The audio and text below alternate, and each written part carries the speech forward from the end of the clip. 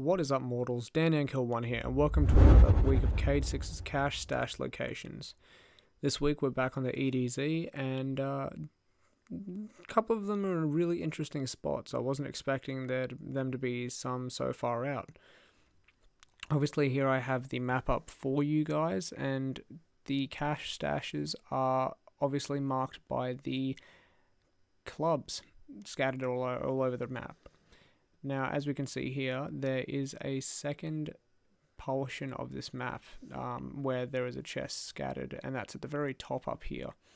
So that will be a little bit of an issue to get to, just because it is way up out of the way. But I'll show you how to get there when we get to it. Anyway, so the first chest we have here, it's just before you head down the road towards the outskirts per public event area. It's right on the corner here. So instead of sparrowing around this corner here, you're going to want to jump off and just keep running straight. And you'll turn into this little alcove, and you can kind of catch a glimpse of it up the top here, but you're just going to want to jump up onto this balcony, and it's going to be sitting here waiting for you. I did get quite a little bit of loot from this one chest here, which I was quite pleased with. Now moving on to the second one, the next two are going to be pretty close to each other. But this one here is in a location that has already been used before, back in week 1, but we're just going to continue running this trail, and as we come through this hole in the wall, you're going to be able to see it right here, just up on this top ledge. So just bounce up to that one and grab that one right there.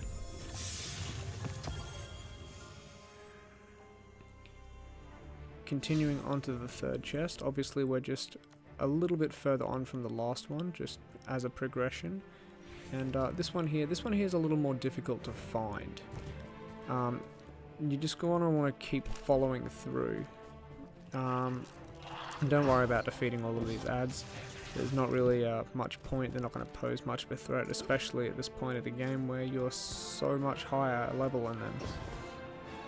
As you can see here, though, we're just going to keep running straight through all of this until we get to this final room here. Little quick reload there, but you'll remember this from when you have to fight the Archon Priest, and then we'll come through, and once again to the right, you can just see it in the top there.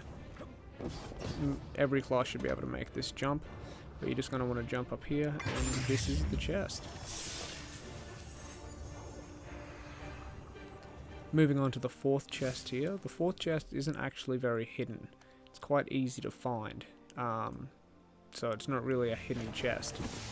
You're just going to want to jump on your sparrow from the Winding Cove quick spawn location and just follow this river line, and you'll be able to see it right here, right next to this rock.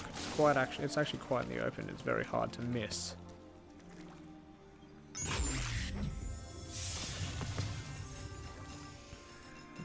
That emblem drop there. No idea what it looks like. This final one, this was the little difficult one from the very top of the map that we can see all the way here. Now this one, I jumped into the quick spawn at the gulch, and I went into the tunnels, and you could probably see there on the map I was halfway through the tunnels, but if you just keep following the tunnels through, eventually you'll come through to a point where there's a big clearing here, as you can see. And this is where in the campaign you'd be fighting the spider walker tank, oh not the spider walker tank, the Goliath tanks, the two of them. So we're just going to peel off to the right hand side here and jump off the sparrow, and down on this ledge here is going to be the chest. Not really a hidden chest, it's just well out of the way and can be a little confusing to get to, especially if you're not aware of the fact that you can get into the tunnels. Anyway, I hope you guys enjoyed the video. If you did, leave a like and subscribe. It really helps me out and helps other people find my content as well. I'll catch you guys out there.